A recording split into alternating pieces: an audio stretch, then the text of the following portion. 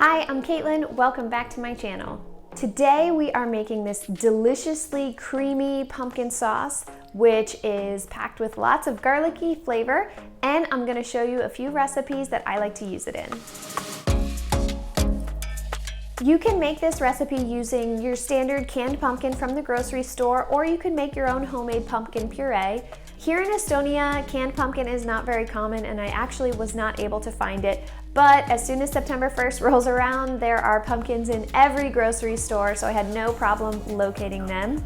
If you're gonna make homemade pumpkin puree, you can use sugar pumpkin, which is also called a pie pumpkin. You can use butternut squash, or you can use kabocha squash, which is Japanese pumpkin.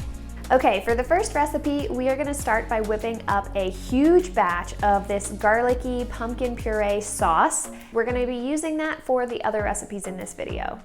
This recipe is extremely simple. First, we're gonna start by cooking a little bit of garlic in olive oil. You want about 4 cloves per 1 15-ounce can of pumpkin. I'm making a huge batch here, which is the equivalent of about 4 cans of pumpkin. Saute the garlic for 30 to 60 seconds until it's fragrant but not brown. Then we're gonna add in the rest of the ingredients. The order here doesn't matter that much. I found that the order that I added things might not have been the best move here. I added the herbs first, dried basil and dried oregano. You can add turmeric like I did here for the added anti-inflammatory benefits, but this is totally optional. Then apple cider vinegar, which helps to remove any of that garlic that had stuck to the bottom of the pan. Then I added in the milk. This is where maybe I made the mistake, because mixing in the pumpkin puree after adding the milk was quite the challenge. As you can see here, the skillet was definitely not big enough. Don't worry, I just kept mixing and eventually it all became smooth and well combined. You can also add salt and pepper at any stage in this process. Stir everything together until it's smooth, and then let that cook for about 5 or 10 minutes, making sure that it's fully warmed through.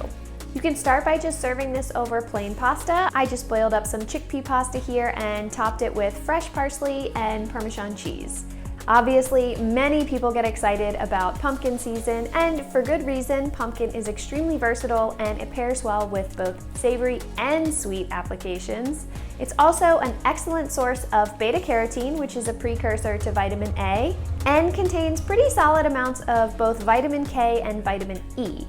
Something that's really interesting about this is that these 3 nutrients are all fat soluble, so you want to make sure that whenever you're having pumpkin, you're having it with a source of fat to ensure you can absorb these nutrients. That Parmesan cheese is another source of fat in addition to the olive oil. It's nice and creamy, garlicky but not overpowering. It's great. This also pairs really well with sausage. I especially like some kind of a sage flavored chicken sausage with this. All right. Let's move on to the next recipe. Next up, we're making apple bacon pizza with this garlicky pumpkin sauce.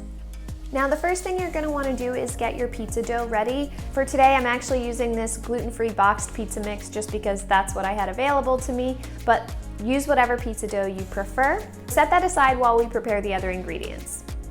Slice up your apples into thin slices or matchsticks, whichever you prefer. We're gonna use about 1 medium apple here.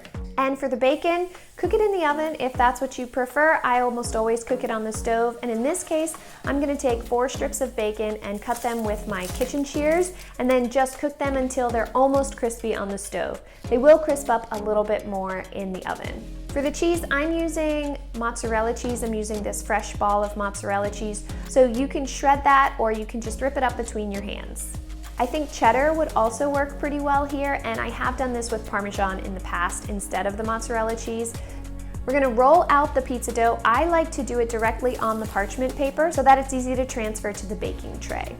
Roll this out as thin as you'd like. Usually I like it 1/8 to 1/4 of an inch thick, and I like to pinch up the sides a little bit to give it a little bit of a crust. When you're ready to put everything together, make sure you preheat your oven. You may have to adjust the recipe depending on what type of dough that you're using. So we're gonna start by spreading out the pumpkin sauce. The amount of pumpkin puree you'd need for this recipe is about 1/2 can. We're gonna spread that out evenly. Then we're gonna add the cheese. Next, add the rest of the ingredients. I'm doing the matchstick apples and crumbled bacon. Bake this to your desired doneness. All the toppings are already cooked, so the baking is going to depend on the dough. I baked this for about 10 minutes on 500 degrees Fahrenheit. When it's ready, let it cool for 5 to 10 minutes. Sprinkle it with some fresh herbs. I'm doing green onion here. Cut and serve. As always, feel free to add more or less of any of these ingredients and toppings. You can double the cheese, you can double the bacon, whatever works for you.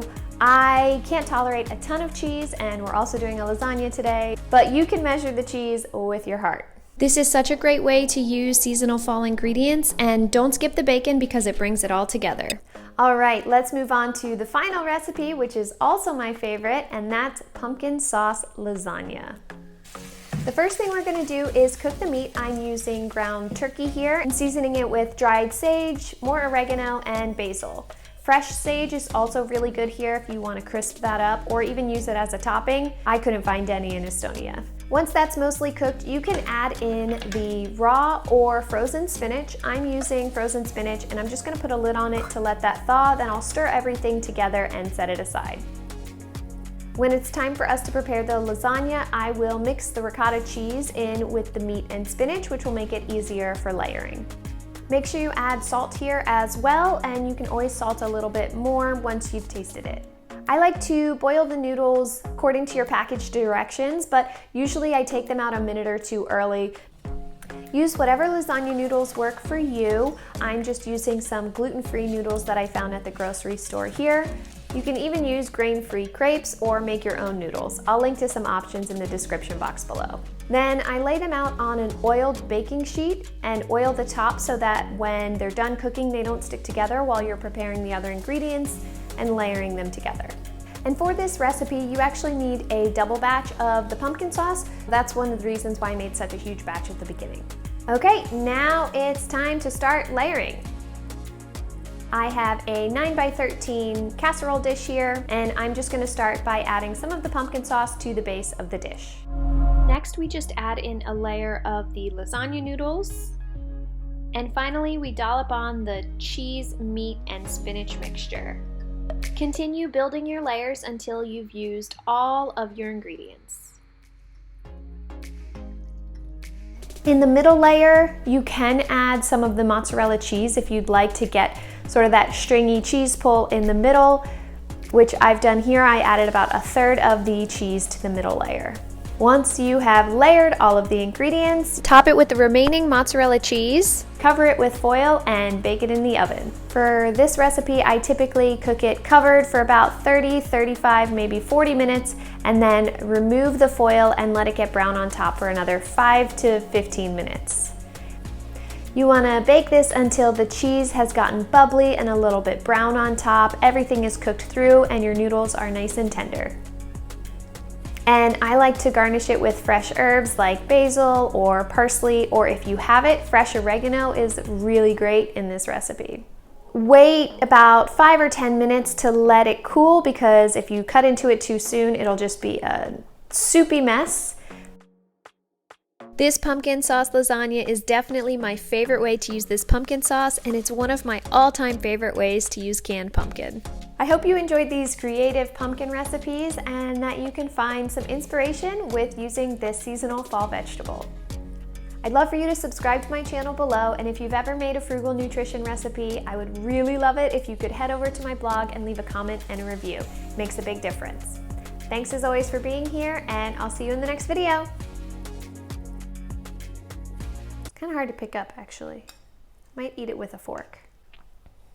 Sometimes you just have to eat your pizza with a fork, and that's okay.